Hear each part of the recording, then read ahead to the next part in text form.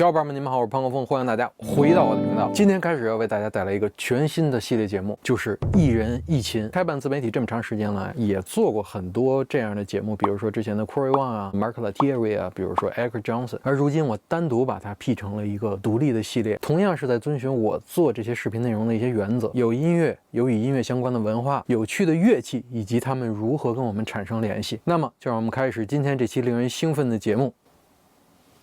Stevie Ray Vaughan 的故事和他的 Fender 签名款吉他 No. 1。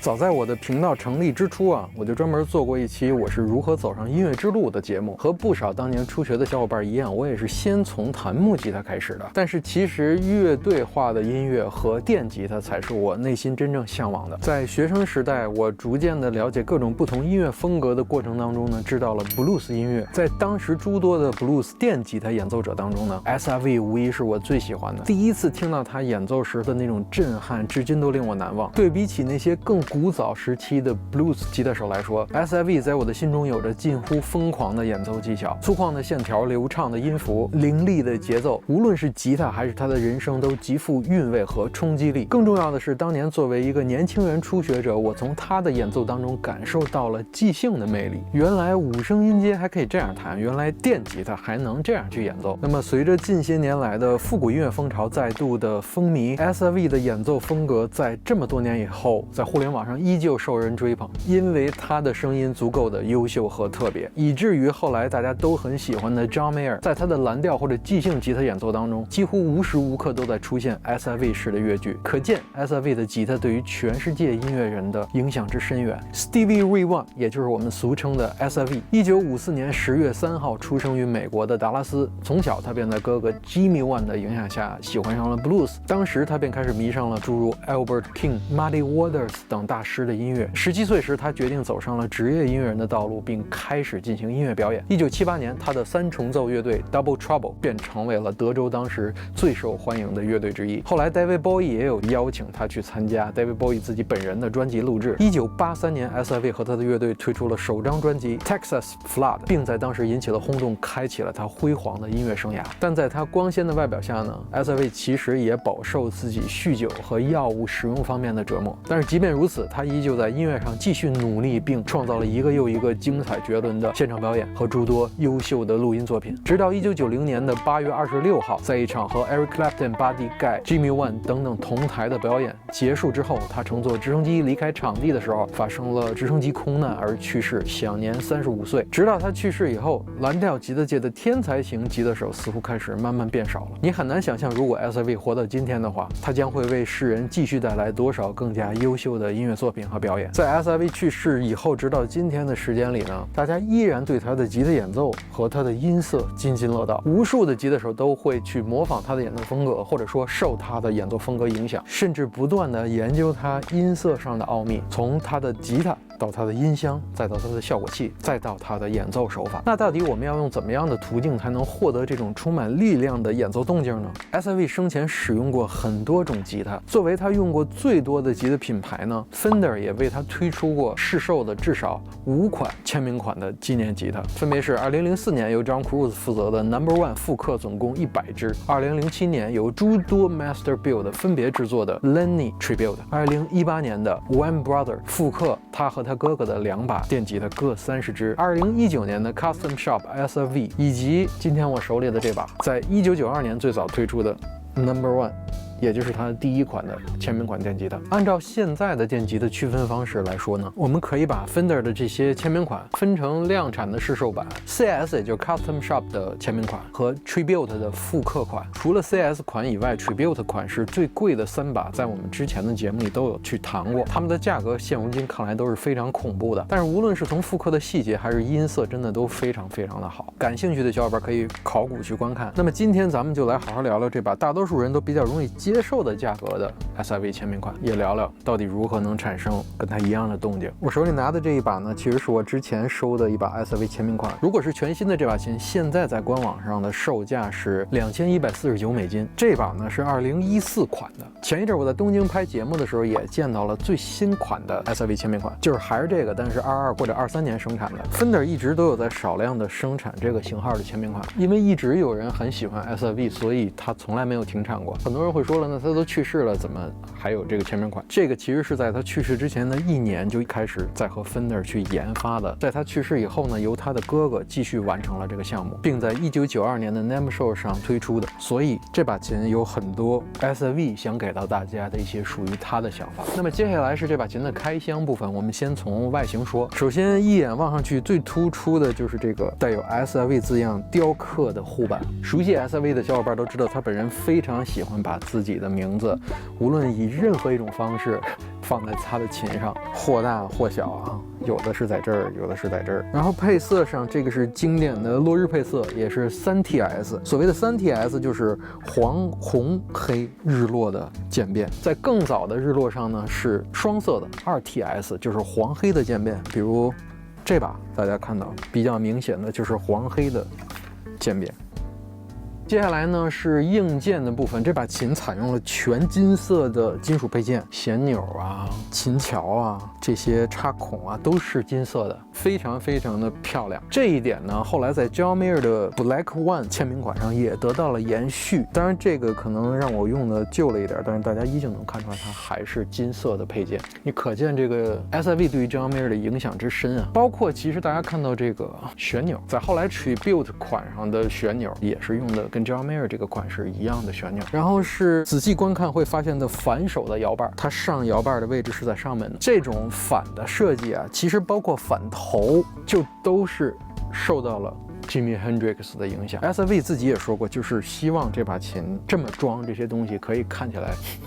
更像Jimi Hendrix 的感觉。接下来我们说说手感方面，琴颈，这个琴的琴颈形状是60年代早期的叫做 thick oval 的形状，我自己觉得就是一个比较厚实的手感，也是 SIV 本人特别喜欢的。他觉得这个厚度，琴颈的厚度会对于它的延音，包括它的音色都会产生一定的影响。那么说到这儿呢，多说两句 ，SIV 本人的那支 No.1 呢，它是由元年的63琴体、62的琴颈和59的拾音器组合而成的。所以大家看到这把John Cruz 做的这把59，它其实制作这个琴的，无论是做旧的细节还是这个配置，就非常的接近 SIV 那个琴的状态，包括换上了黑色的护板。然后我们说指板，这款琴的指板的材质叫做 Powfellow， 我不知道这个发音我发的对不对啊？它是一种南美产的木头，有着和玫瑰木非常接近的音色，但是质地更硬，颜色也更浅。据听说，早期的 SIV 的签名款上用的是8枚，但是数量非常少。直到92年呢，禁止砍伐8枚以后，在 SIV 的这个签名款上都换成了这种木头。它的品丝型号叫做6105，属于相对而言比较高的大号品丝，所以大品丝本身也是 SIV 系列的一个标配。那么指板弧度是12英寸的，相对于传统的 Fender 琴来说，它更加的平，以及这把琴出厂的10到46的琴弦。说到琴弦啊，这是特别值得一聊，就是一直都有一些，无论说是它的采访还是一些传说。SIV 其实在1983年接受采访的时候说过，他会使用13到52的琴弦，但事实上呢，他在1989年，也就是去世之前的一段时间，又换回了11到49的琴弦，并且大家知道 SIV 的音乐，包括 Jimi Hendrix 大家熟悉的什么枪花，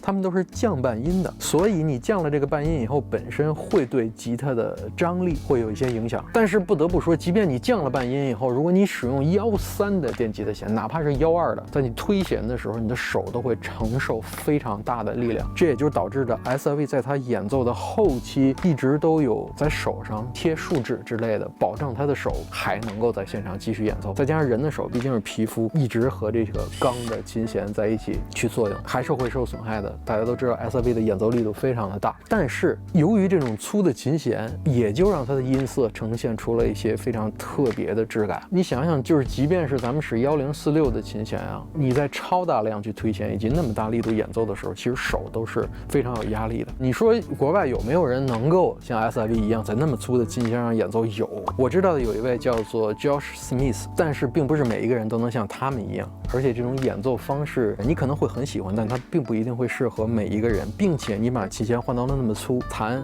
SIV 这种形式的 solo 会是很棒的。但是也许你去弹一些伴奏需要那些漂亮的高音和这些琴弦之间的很多频率的时候，可能你就达不到了。所以一切东西可能都会是有利有弊的，这也和你喜欢的音乐风格相关。我现在自己在现场的降弦那把琴的时候，会使用12到56的琴弦。但是如果你长时间，我说的是长时间啊，不停的高强度的去演奏它，你手依旧会很疼，压力会很大。所以可能只有真的再努力的去练习，把手练得跟脚一样才行。那么接下来是关于这把琴的电路和拾音器的部分。电路方面，它一个音量2个痛，这2个痛分别控制前块和中块拾音器的音色，它们对于后块都是不起作用的。这把琴的拾音器是著名的 Texas Special， 这个拾音器有单独卖的，你可以买来换在你的吉他上。官方说呢，它是在 Anico 磁芯上缠绕了更多圈数的线圈，使它拥有更灼热的输出、紧实的低频、集中的中频和水晶般的高频啊，这是官方的宣传语言。我的理解，这个拾音器的路子是在10到46的琴弦这个下面，去给你实现一种13的琴弦的感觉。那么接下来咱们去弹弹听听，我相信大家就能够可能理解到我说的那种感觉了。或者大家可以来在弹幕或者留言上来形容这个拾音器会形成一种怎么样的听觉感受。那么接下来我就为大家分别去弹的这把琴5档拾音器的克林顿和 Overdrive 音色。今天咱们所使用的音箱是32号门的 Master Drive Special。过载方面808、NTS 或者手焊，我会选择其中一块。更还原的当然 TS10， 现在粘在我的马上要巡演的这块板子上，我就懒得拆下来了，是808吧一样。其实 TS9 也行。从9月2号开始，我的2023年潘国峰放克之旅全国巡演的下半程12程现在即将开始了。南京、杭州、郑州、青岛、哈尔滨、长春、沈阳、成都、重庆、西安、武汉、长沙的小伙伴，我会带着全新的阵容、好听的音乐，在现场等着你的到来。还是那句话，看到就是赚到，期待在现场和你度过一个美妙的音乐之夜。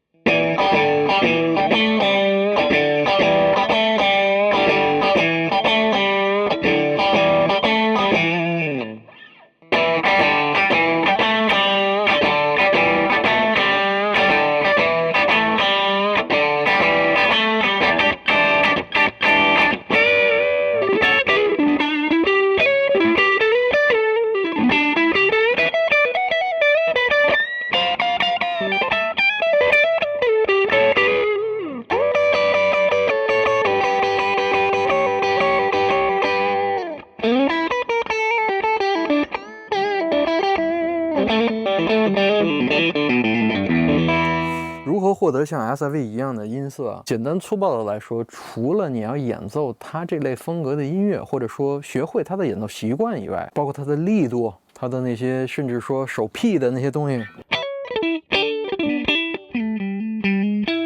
包括什么 double stop。除了音乐性的东西以外呢，从设备的角度上来说，大家最熟悉的就是它使用的 TS 系列，就是 Tube Screamer。之前我也做过一个8块效果器区横屏的一视频，感兴趣的小伙伴欢迎去考古。无论说你用 TS10 也好 ，TS9 也好 ，TS808也好，搭配上大家都熟悉的传奇式的 Dumble 音箱或者 Fender 音箱。SIV 本人其实在现场使用的设备非常的少 ，TS 我们是比较容易去获得的，但是音箱这块呢，我觉得当然最好的话还是 Fender 这类型的音箱，电子管音箱。首先你得是一台电子管音箱，才容易出来它那个动静。即便大家用的会是数字效果器或者说音箱模拟的话，我也建议大家去使用那些音箱模拟当中的 Fender 类型的音箱，获得这种动态比较强烈的它的音色的根基，其实还是这个电子管音箱。在 SIV 的现场当中，它是不用压缩的，它也是不用 delay 的，它的混响就用音箱的混响。在像弹 Voodoo Child 这种歌的时候，它可能会运用到法兹、挖音踏板等等。在一段时间以前呢，我看到了一个非常有趣的视频 ，Vertex 的视频，它讲的就是 SIV 的音色的一个小奥秘。除了在大家看到的这个上面，在它的很多现场，包括专辑里都使用了罗兰的一个机架。后来罗兰把它还原到了一个小的单块上 ，BOSS 的这个 Dimension C DC2W， 然后他用 Send Return 的方式把它接近了相头，包括使用了相对来说复杂的这种音色的构建方式。今天我就为大家浅尝一下加在 Send Return 上，你可能能听到更接近 SIV 专辑里边的那种声音的音色。咱们现在把它打开啊。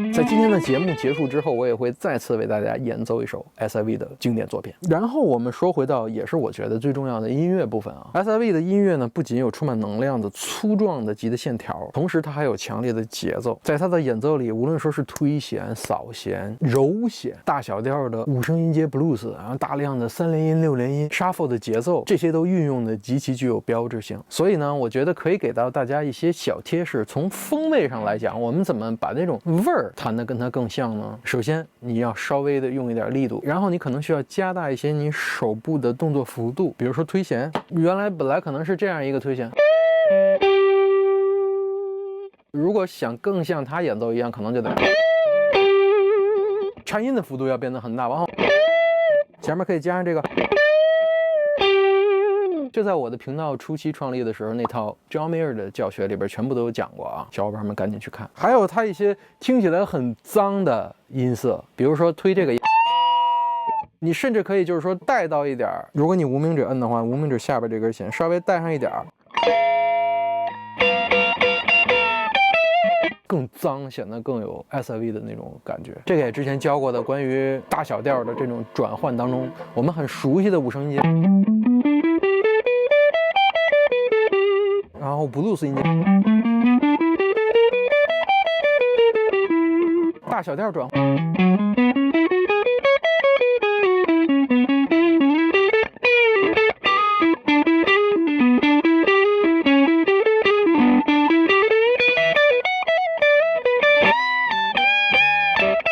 对这些小的手屁啊。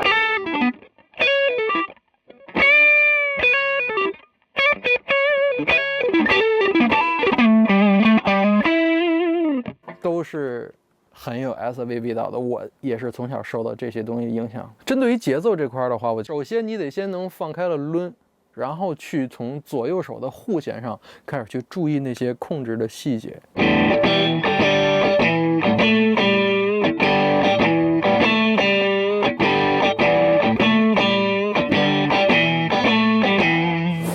节目就要进入到尾声了。做这样的一期节目呢，它无论从素材的准备量上，整个制作的流程，包括要拥有这样的吉他为大家去分享，都要花费很多的成本，包括时间，不一定能做到十全十美。但我想更多的是一种分享和一些抛砖引玉，也欢迎大家来分享自己的感受，包括那些对于 SIV 音乐很痴迷或者开始感兴趣的小伙伴。接下来的这番内容呢，才是我其实最想在本期节目里对大家说的。蓝调音乐也就是 blues 音乐，是现代流行音乐和摇滚乐的根基。现在的很多年轻的音乐爱好者们，比我们小时候更多的接触到了更多商业化的音乐作品。在我看来，很多的这些商业化的音乐作品，快餐性的音乐作品是缺乏文化和根基在其中的。而在这样的一个时代下，包括听多了这样的音乐，它也容易让人更加难以耐心听下来更根源、更传统的音乐。你可以说，为什么非要听传统的音乐？这些东西对我来说不重要。但其实，如果你想真正的了解音乐，了解音乐发展的脉络，想把音乐做得更好，或者说欣赏到音乐当中更多的营养的话，我都非常建议大家去多听那些传统的、经典的、根源的音乐。比如说，你可以去了解了解你的偶像的偶像是谁，他到底是受什么样的音乐影响进化到今天的。对于现在的很多年轻的小伙伴呢，可能经常会去提 John Mayer， 但实际上如果没有 SIV，John Mayer 的演奏不会是今天的这个样貌。他们为什么会形成现在自己的这种表演风格，包括演奏风格、音乐的创作方式？其实只有传承真正的文化，让文化得以生根，那么无论是音乐创作还是音乐市场，才能在我们这片土地上更加长远和健康的发展下去。最后呢，也借用这个日本作家在这本吉他杂志上为 SIV 写的一番话，送给我们彼此，也送给那些影响过我们的吉他英雄们。还是那句话，用什么样的乐器都能演奏出来你内心的声音。如果去拥有它，那就是你喜欢并可以承受得起；没有的话，一样也可以追求我们对于音乐的那种热爱。最后祝大家周末愉快！接下来即将开始我9月份的2023放克之旅潘高峰全国巡演的下半程，12座城市，我的全新阵容也迫不及待的要和小伙伴们见面了，非常的兴奋。那么